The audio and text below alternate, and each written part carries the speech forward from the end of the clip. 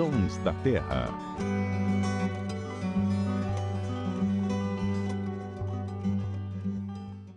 Tudo bem? Está começando mais um Sons da Terra e hoje o assunto é com um especialista em aves que tem mais de 6.000 registros em uma das maiores plataformas de ciência cidadã do mundo.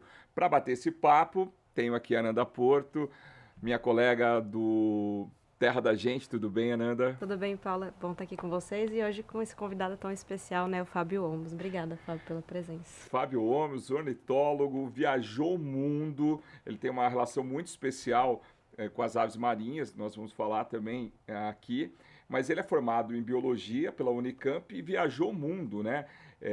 Em vários países, ele está no top 100. Um brasileiro aí, É o brasileiro top 100 que mais... do eBird, né, que é essa plataforma que você falou, é o brasileiro que está aí representando o nosso país nessa briga aí dos passarinheiros assíduos, né, vamos dizer assim. E o pessoal que está ouvindo a gente, está assistindo a gente, pode nem saber, mas ele registrou o dançador de cauda graduada, que é esse bicho que a gente está vendo aí. Foi o primeiro registro da espécie. Pro Wikiaves também tá lá, a foto é do Fábio, né? Fotão, por sinal, né? Você vai ter que contar essa história porque não é um bicho fácil, né? E ele rodou o mundo, né? Ele já fotografou no Japão, Senegal, Nigéria, Angola, Cuba, Venezuela. E a primeira pergunta que eu faço pro Fábio, onde fica o Tajiquistão? Que eu não conhecia esse país, né, Ananda? A gente ficou na dúvida, eu falei, Tajiquistão? Você fotografou no Tajiquistão? Talvez o único brasileiro que fotografou por lá? Olha, bom, primeiro, super prazer estar aqui com vocês e nesse papo, assim, de trocar as experiências, né? Além de observar aves e fotografar, acho que todo passarinheiro gosta de trocar as ideias e contar os causos, né? O Tajiquistão é um país comparativamente pequeno, fica na Ásia Central e é um país muito montanhoso, ele pega as montanhas Pamir, que é uma esticada do Himalaia. E está ali espremidinho, né? Naquela região dos stans, né? Tem o Afeganistão, tem o Quirguistão, tem o Uzbequistão, tem o Cazaquistão. Então, e o Tajiquistão está ali no meio. E é um país muito pouco visitado, na verdade, pelo menos por brasileiros.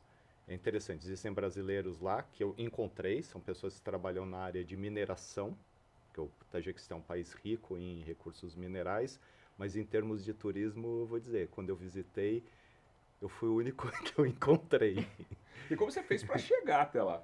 Olha, essa é uma história um pouco épica. Isso foi em 2021, a gente ainda estava com pandemia e os brasileiros tinham ou pelo menos pessoas saindo do Brasil tinham muitas restrições para viajar para qualquer parte do mundo. E para ir para o Tajiquistão, a melhor opção, e na época acho que era praticamente a única, se você não queria ir via Moscou, era via Istambul. Só que tinha um problema.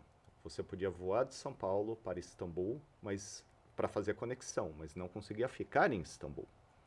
E aí o que aconteceu foi que, devido ao agravamento da situação da pandemia no Brasil, o nosso voo que saía de São Paulo, ele foi cancelado. Então nós tivemos que antecipar o nosso voo para ir para Istambul. Só que a gente não podia ficar em Istambul. E aí eu não ia ficar 3 dias morando... Não, 3 dias não, 5 dias morando no aeroporto. Resumindo... Esse é o personagem do filme do Tom Hanks lá, né? Pois é, eu senti uma grande empatia pelo pobre coitado naquele momento. Bom, resumindo, que foi um périplo. E assim, a gente teve que arrumar um agente de viagens para resolver essa parada. A gente voou para Istambul. Pegou uma conexão para o Egito, para Sharm el-Sheikh, porque o Egito estava aceitando todo mundo que viajava para lá. Ficamos no Egito até o dia do nosso voo que saía de Istambul para o Tajiquistão. Aí voamos de novo para Istambul para fazer a conexão, para chegar no Tajiquistão. Caramba, e aí começar de verdade a viagem. Foi assim, já foi uma saga para chegar, né? Não, é aquela coisa, você transforma o limão em caipirinha, né? Então, assim, eu ainda não conhecia o Egito, e aí a nossa opção foi assim. E foi assim, já que estamos indo para o Egito, o que a gente tem assim na lista de coisas a fazer? mergulhar no Mar Vermelho, é lógico. Então a gente pegou, foi para Sharm el Sheikh, ficamos mergulhando no Mar Vermelho durante esses dias. Vi vários peixes que eu não conhecia e, mais importante, vi vários passarinhos que eu não conhecia. Um lugar muito legal ali no Sinai, né, é o Monte Sinai. Tinha ninguém. Eu subi o Monte Sinai, acho que tinha 5 pessoas e 3 gatos lá em cima, quando normalmente tem milhares de pessoas, né? Super tranquilo, e eu pegando os passarinhos no meio do caminho, totalmente de boa. Então eu fiz uma lista do Egito para depois fazer a minha lista do Tajiquistão. E no Tajiquistão você fotografou o quê?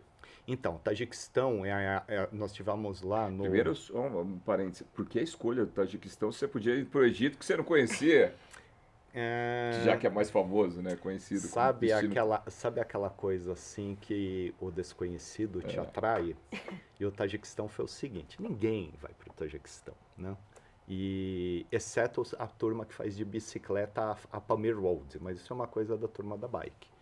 Mas assim, passarinheiros, tal, ninguém vai para o Tajiquistão. E eu tinha visto uns 2 trip reports, né, os relatórios de viagem de gente que tinha ido para lá para fazer trekking e ver passarinho.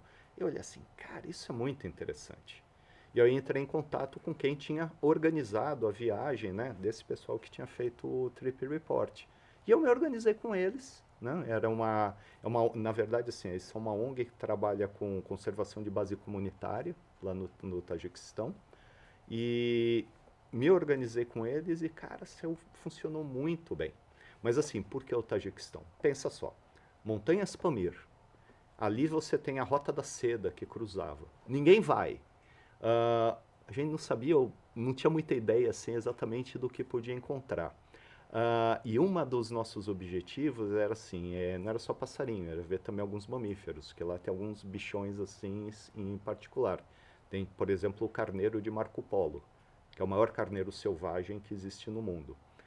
Os machos bem velhos, né? Você tem ideia do tamanho. A gente está vendo imagens, são esses que estão Temos aparecendo. fotinhas deles.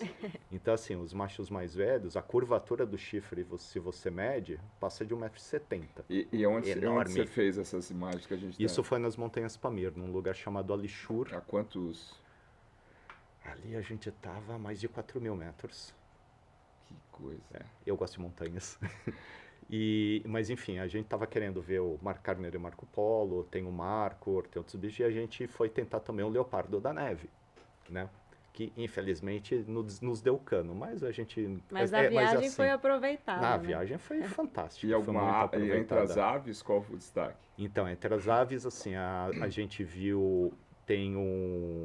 A gente viu um Gros de Moiselle, que foi meu primeiro lá, e tem vários passarinhos pequenininhos, por exemplo, tem um tipo de rouxinol que ele é só dessa região, das montanhas Pamir, norte do Himalaia, pouca gente viu.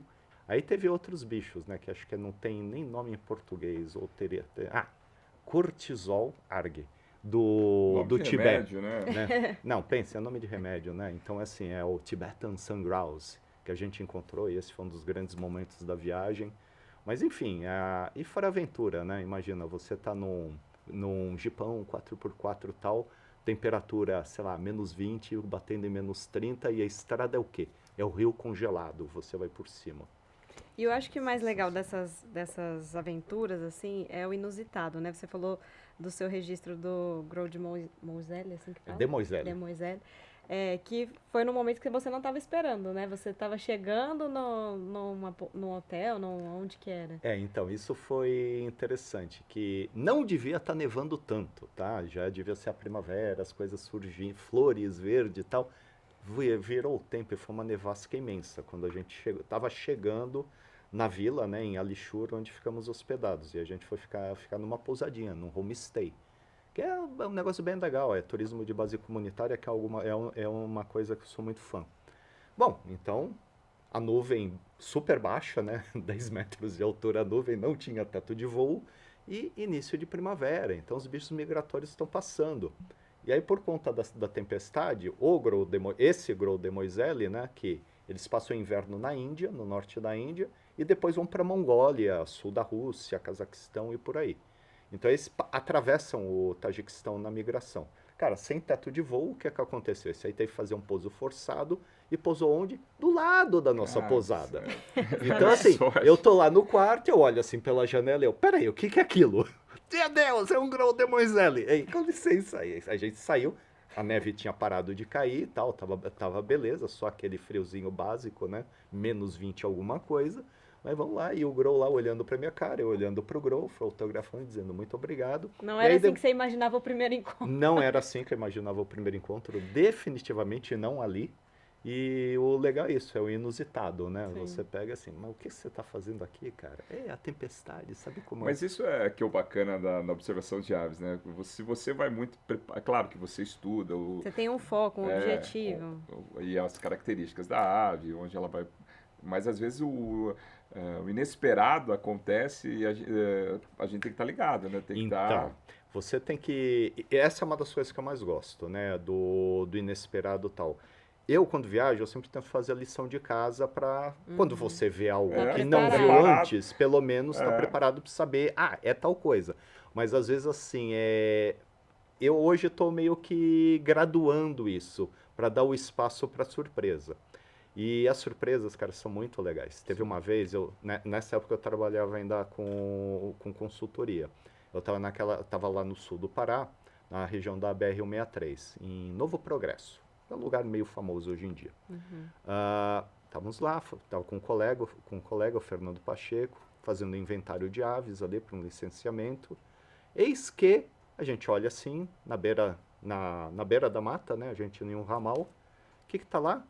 Um dançador de coroa dourada, que fazia, sei lá, 50 anos que ninguém via aquele bicho. Nossa.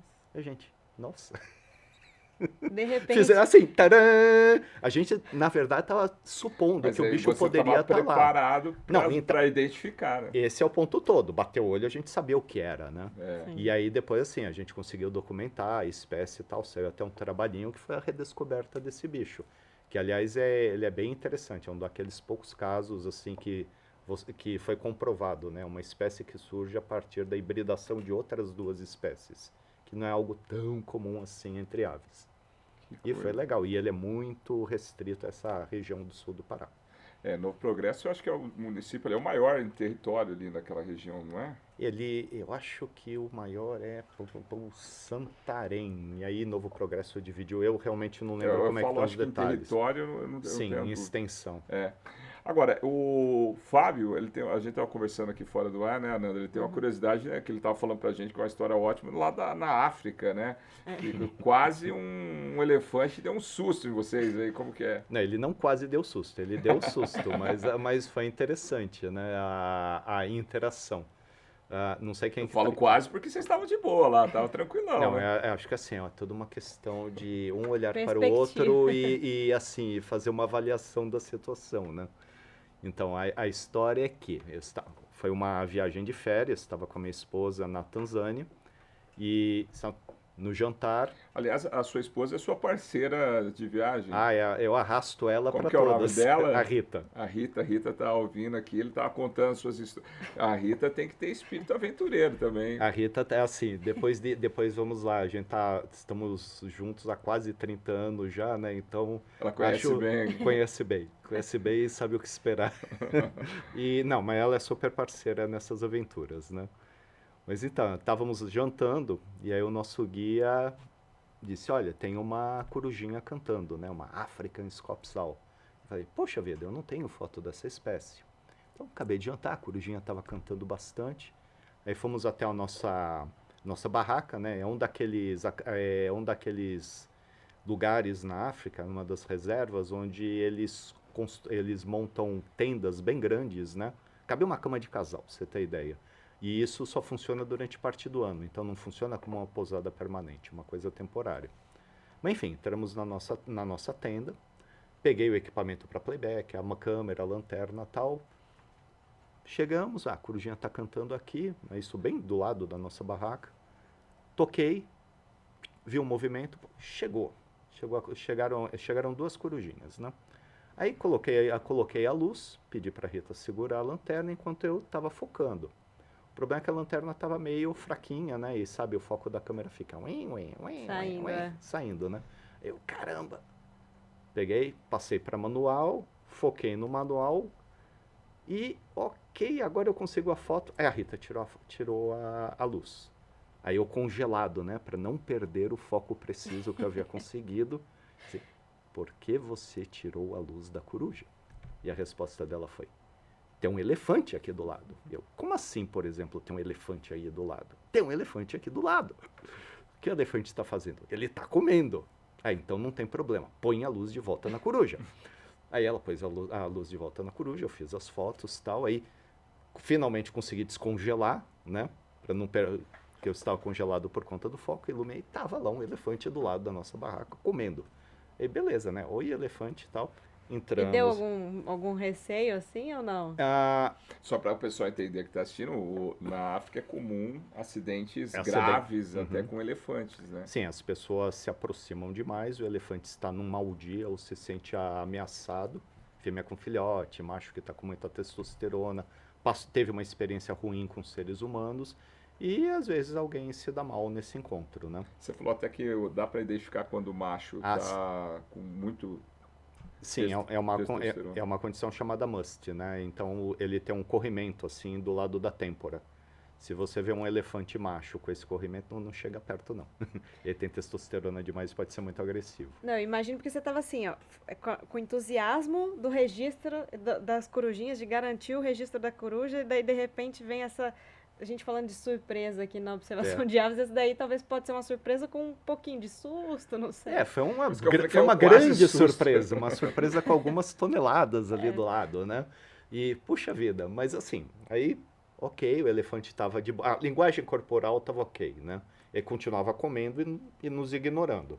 E sem aquela coisa que eles fazem, né? De olhar você, abrir as orelhas, tal, para dizer não estou feliz com a sua presença. Então, tava de boa. Entramos na barraca, foi até engraçado, imagina, é uma barraca de lona, né? Então tô eu ali no chuveiro, tá, olhando para fora e o elefante lá, né? E o elefante ficou a noite inteira mastigando lá os arbustos e árvores e tudo mais que ele estava comendo na cabeceira da nossa cama. Então foi uma noite bem interessante, né? Com o elefante lá, crush, crush, crush. Na manhã seguinte, a gente acorda, ok, não estou ouvindo mais o elefante, vamos tomar o café da manhã. Abre a barraca, saímos para fora e lá está o elefante, alguns metros adiante, exatamente na beira do caminho para a barraca maior, né? Que é o restaurante. Ele tinha derrubado uma árvore lá, estava comendo a árvore e ali totalmente de boa, olhando para nossa cara de novo. Aí a gente, cautelosamente, aí chegou o guia, né? Que sabia o que estava fazendo. Ele está tranquilo e tal. Então nos aproximamos do elefante. Isso eu acho que foi era Natal ou véspera de Natal, alguma coisa assim. Aí obviamente, né, o pessoal assim, eu, a Rita, o guia, uma amiga que estava conosco, a Elsie, todo mundo fazendo foto junto com o elefante para mandar para a família, é lógico, né? E assim, aí fizemos as fotos com o elefante e tal, e fomos para o café da manhã. Aí estamos lá no café da manhã e o elefante tomando o café da manhã dele lá, né? E chega um outro jipe de safari, né, de hóspedes que estavam chegando naquele momento. O elefante imediatamente para de comer, vira para o jipe, abre as orelhas, ergue a cabeça, né, faz aquela pose assim, majestosa, ameaçadora, e vai para cima do jipe. E o jipe tem que sair de ré com o elefante na perseguição. E a gente assim, mas o que aconteceu? Ele Esse estava cara tão pacífico, tava né? total de boa aqui com a gente. Isso é legal pra gente falar que o animal selvagem, né? Às vezes a gente vê na internet hoje, né? O pessoal abusa um pouco dessa relação, né? Porque o animal tá ali no ambiente dele, né? E o elefante, esse foi uma boa história para saber os limites, né? Porque ele pode mudar a qualquer hora, né? Não, então, gente, não é um zoológico. Exatamente. Não é um zoológico, não é um animal domesticado e aquela coisa, você tem que... E nem tem que ser domesticado. Não, né? nem tem que ser mesmo. E acho que assim, você tem que entender o que está acontecendo, ver a linguagem corporal do bicho, todo bicho vai indicar para você que ele está se sentindo desconfortável. E, gente, animal selvagem, tudo bem, você faz um selfie com ele a 20 metros de distância de você. E hoje as lentes mas você são não muito encosta boas, nele, né? A gente consegue aproximar uma foto, um vídeo. Hoje tem até drone com com zoom, né? consegue fazer várias...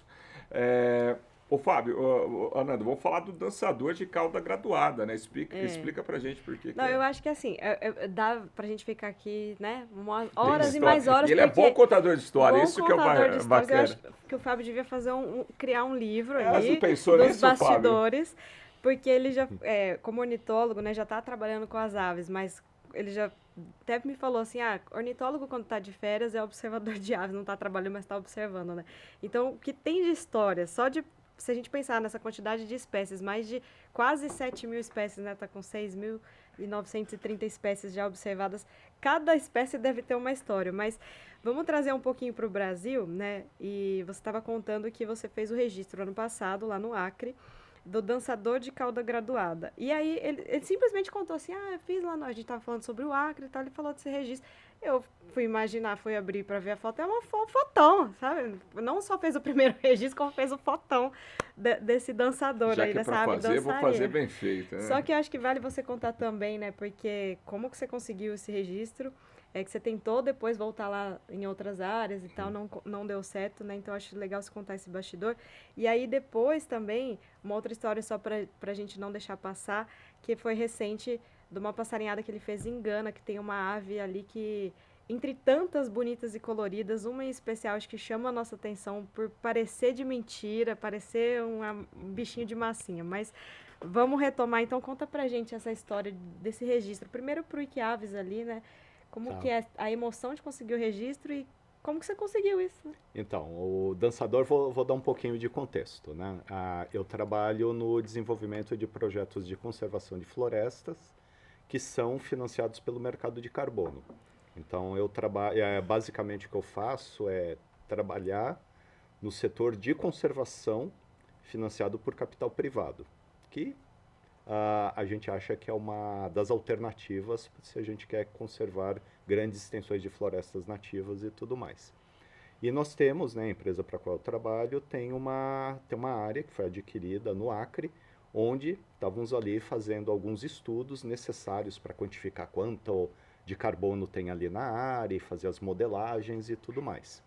Então nós estávamos lá com um técnico voando um drone que basicamente escaneia a floresta em 3D, é um negócio muito legal, chama LiDAR, só que o técnico estava sofrendo um pouco, a floresta é alta, tem problemas de conexão com o drone e tudo mais, então estava assim, a gente estava tendo que dar um pouco de apoio psicológico para ele, porque, Ter cara, paciência. paciência, que assim, você tem que andar muito dentro da floresta, tem zilhões de abelhinhas entrando nos seus olhos, ouvidos, boca e etc., que enche a paciência. Assim, a floresta é legal, mas às vezes não é. Então, assim, Como eles falam, na poesia não tem pernilongo, né? pois então, né? Assim, o ecossistema está querendo cobrar a sua taxa em sangue de você, esse tipo de coisa. Então, eu estava lá com o técnico e tal, até ele conseguir finalizar o trabalho, conseguiu. Só que nessa já era tipo 1 da tarde. E quando, naquele calor, né, amazônico, você praticamente não tem mais bicho. E claro, quando eu vou no trabalho, eu tô com meu binóculo, tô com a minha câmera, porque Não tem como. não tem como, né? A gente está trabalhando, mas também está com o radar ligado, esperando para ver o que aparece. E uma coisa que também é importante, né? Nesses projetos, o componente biodiversidade é muito importante. A gente ganha, vamos dizer assim, mais pontos, a gente ganha uma certificação maior, o que adiciona valor ao projeto, aos créditos de carbono, né? Se a gente tem algumas espécies ameaçadas, esse tipo de coisa. Então, estou sempre preparado. Bom, beleza. Acabei lá com o rapaz. Aí, bom, vamos andar até o próximo ponto de amostragem. Vocês vão no seu ritmo, eu vou no meu ritmo muito mais devagarinho, né? Vai na frente que eu vou vendo o que eu encontro aqui dos meus bichos. Beleza, estão andando. Lá. Aí eu escutei. Caramba. Até todas as aves desse grupo do dançador, né? Eles têm um chamadinho bem peculiar. Eu pensei, caramba. Isso é uma ceratopípera, que é o gênero, né? E a única que tem aqui é o cauda graduada. Peguei, né? Tinha a voz, toquei. Pum! O bicho veio, pousou assim em cima da minha cabeça, sangue nos olhos com o invasor do território dele. Aí Peguei minha câmera e comecei, e eu, alegria, alegria. Aí tinha outros colegas, né, que aí estavam voltando, né, de ter feito outro trabalho, eu tava voltando na trilha, o que você achou, tal? Eu achei, cara, você não tem ideia, eu achei, assim, eu tava usando o nome científico, né, que é a Ceratopipera chloromerus. Cara, achei uma chloromerus aqui e esse bicho não tem foto dela feita no Brasil. Como assim? Então eu chamei o bicho, pá, pousou e ficou mais bonito ainda. Que é a foto que tá lá no... você vai ver, a mais Na bonita que tá capa. lá Que é na essa capa que do nós estamos Wikiaves. vendo aqui. É essa. E aí documentei e tal. Aí beleza, né? No geral, assim, eu não sou muito... Não coloco tanta coisa assim no Wikiaves, mas naquele dia, a hora que eu voltei pra nossa Essa eu base, preciso né? colocar. Pois é, né? Que assim, parte da brincadeira, e assim, talvez nem todo mundo admita, mas todo mundo tem esse sentimento. A gente gosta de zoar com os amigos, não é? Aí eu peguei assim, já baixei a foto, arrumei e tal. Eu subi na minha lista do eBird, lógico, que assim, a gente tá sempre fazendo lista de eBird lá. E também subi no Wikiaves, né? E aí eu tenho um amigo, né, o Ricardo Plácido, que tá lá, é guia no Acre, tem outros amigos e tal. Aí a gente pega assim, subir e aí deu a compartilhada. Aí foi muito divertida a reação. Porque não tinha, né? Não E tinha, por que não que é tinha, né? tão, assim, até hoje não tinha registro? Porque você teve um momento ali de facilidade, mas é difícil, né? Ninguém tinha conseguido. Então, ninguém tinha conseguido, tinha registro de alguns espécimes coletados em regiões assim, mais perto da fronteira do Acre com Bolívia, com Peru, uma coisa periférica. Tem material em museu, né? Agora foto ninguém tinha conseguido. Mas, E é meio mistério por isso, porque, cara, mas também não pode ser pelo fato do. A gente até estava falando isso antes, né? Antes de começar, do Acre não ter tantos observadores, porque assim, no Brasil inteiro hoje você pega da Amazônia, lá de Manaus ao Rio Grande do Sul, tem observador pra caramba, sim. Nordeste, e o Acre talvez, por ser regiões mais remotas, né, ali Mas de eu acho que, fronteira. por exemplo, como foi 2000, foi ano passado, É. esse registro. Tem os tops aí que viajam bastante, até para aumentar o número de espécies que vão para esses lugares remotos e também não tinham conseguido. O Então, eu acho próprio Ricardo, que é de lá, né? O Tabaco isso. Sul, agora que ele acabou de fazer o Tabaco Sul Xodó, ele levou anos para conseguir, né? Uhum. Então acho que tem esse grau de dificuldade, né? Então, acho que é uma combinação de coisas, né? Depois, em retrospecto, eu achei 2 territórios do dançador ao longo de 12 quilômetros de trilha. São 12 quilômetros que eu fiz algumas vezes, tá? Indo e vindo. É muito bom. Birdwatching te deixa mais fitness. É bom para a sua saúde. E eu só achei 2 territórios ali. Então, é um bicho que ele, na minha interpretação, ele é incomum e é localizado, né? Esse eu acho que é o primeiro ponto. E o segundo ponto, essa região central do Acre é desconhecida. Nenhum ornitólogo teve lá passando o tempo Sim. e fazendo uma amostragem mais extensiva. Tem áreas do Acre que, assim, a gente pode até dizer que são bem amostradas, né? O Ricardo ele já mostrou muito bem os Chandlers, eu acho que eu ouso dizer, pelo menos parte dos Chandlers são bem conhecidas. Mesma coisa da Serra do Divisor, onde também vai bastante gente. Maior verdade ainda o ramal do Noca, que é ali perto de Rio Branco, onde todo mundo vai e também é Não, e uma espetacular. coisa é você saber É. a voz, reconhecer a voz, mas não tem a imagem, né? Exato. É uma coisa, Exato. uma coisa, outra coisa, outra E coisa. uma dica para o observador de aves que gosta de desafios E é pro dar um Acre. pulo no Acre, né? Tá É vendo? o... A propaganda pro Acre aí, ó. Uhum.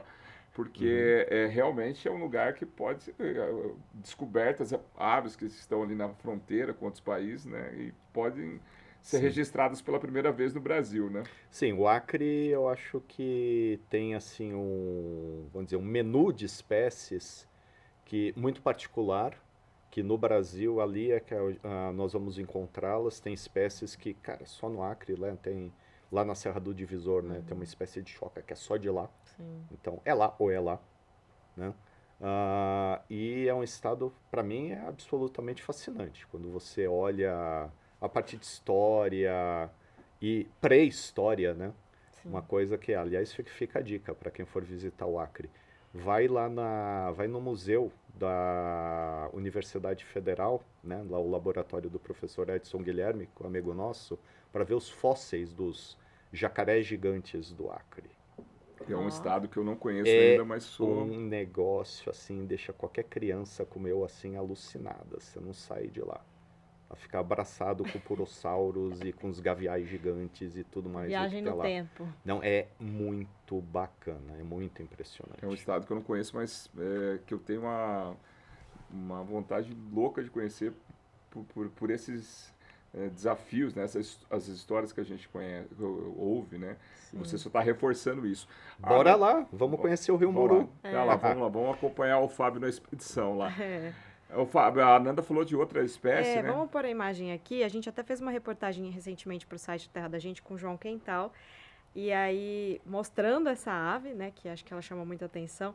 E o Fábio estava nessa viagem, né? Então, eu queria que você contasse, assim, porque a gente até brincou, é inteligência artificial, é real, né? Mas é uma ave que, diferente de todas as outras, se puder contar um pouquinho, né? Do bastidor. Que espécie que é essa e também...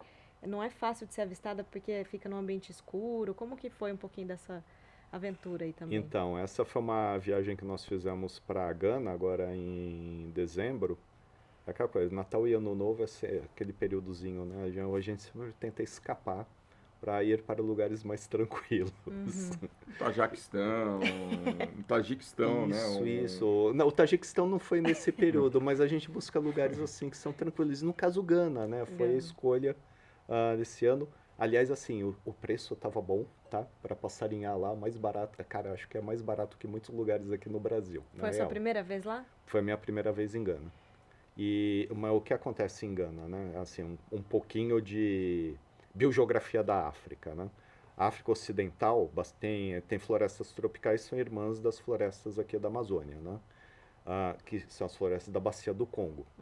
Agora, o que acontece? Conforme você vai ao norte, né, você tem ali o Camarões, você tem a Nigéria, só que aí, ali naquela região que tem Benin, Togo, tem um hiato na floresta, tem um corredor de savana ali que chega até o litoral, que isola o bloco de florestas que está nos países ao norte, que estão em Gana, Sierra Leone, Libéria.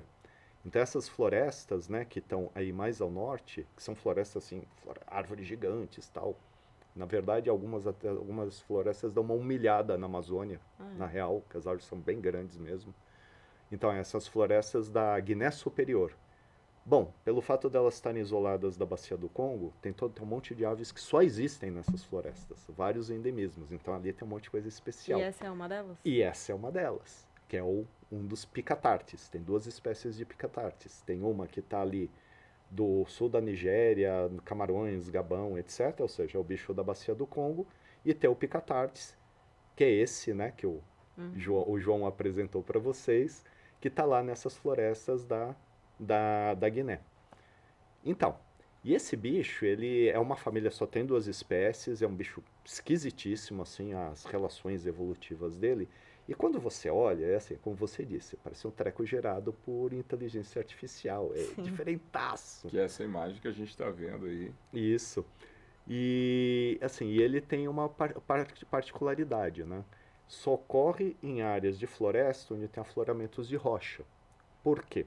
Igualzinho ao nosso galo da serra, ele faz um ninho de barro, com palhinhas, gravetos, etc., grudado numa face de rocha e ao abrigo da chuva.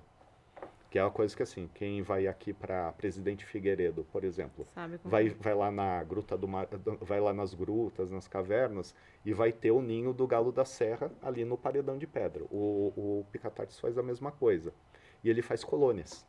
Então tem vários picatartes que fazem os seus ninhos próximos, e é aquela coisa, no fim da tarde chegam os caras para dormir no ninho.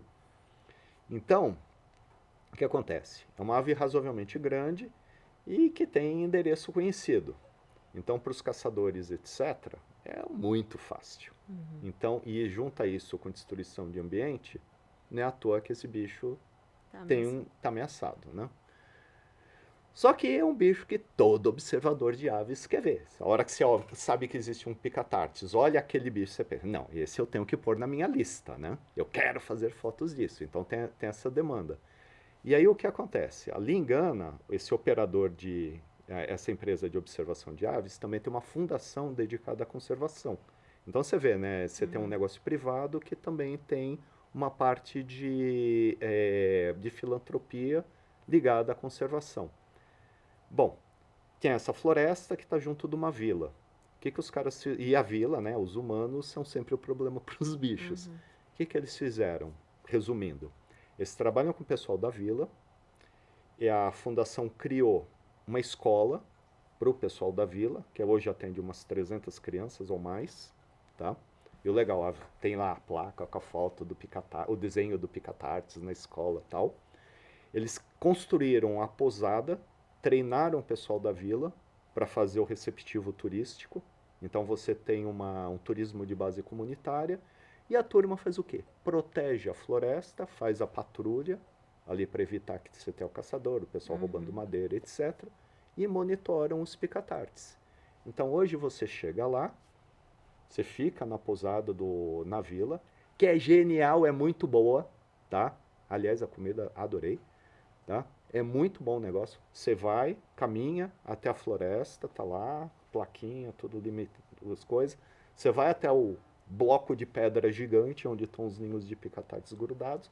Você senta no banquinho e espera. E o diabo do picatarte chega a 2, 3 metros de distância, que ele tá acostumado, né? Mais clientes aqui. Dele, né? É a rotina dele. E, cara, que bicho maluco. Que coisa doida. Ele não anda, ele pula. É assim, é uma coisa de desenho animado.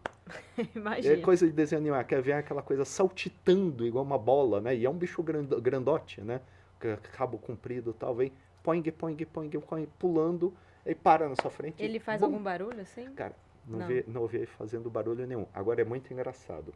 Tem umas fotos que acho que mostram isso. A hora que ele tá assim, ele pausa, fica olhando, assim, tá de frente pra você, você vê que as perninhas dele são tortas, fica com o joelho pra dentro. Cara, é muito cômico. É muito cômico. E o mais legal disso é você contar toda essa história e mostrar que a natureza gera uma renda e onde tem esses projetos, ela fica em pé, né? A floresta fica em pé, a natureza vive. É uma situação de ganha-ganha, porque uma das coisas que eu vi nesse projeto, né? Você tem os homens que são os guias, né? Que te levam lá tal, e fazem a manutenção das trilhas, aquela parada toda.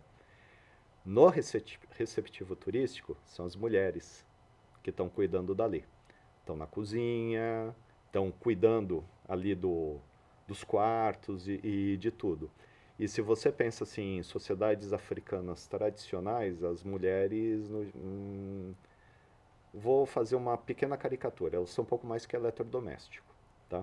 Então, a hora que você tem uma situação onde você está dando mais poder, autonomia, fonte de renda, etc., para as mulheres, e você está trabalhando também na escola para as novas gerações, você está fazendo uma revolução ali. Revolução bancada por passarinho. Pensa que coisa bacana. Sensacional o projeto, pelo que você descreveu aí, mudou completamente a vida de uma comunidade. O Fábio também, ele tem uma relação muito bacana com as aves, né? Que sobrevoam o mar, o oceano, mas isso não dá para conversar tudo de uma vez só, porque o Fábio tem muitas histórias. Vai ficar, né, Ananda, para o próximo episódio. Para um próximo bate-papo. Então, quem quiser vai ter que ficar aqui acompanhando o nosso canal, porque vai vir aí mais peripécias. Só conta uma coisinha rapidinho aí, só para aguçar quem está ouvindo a gente aí.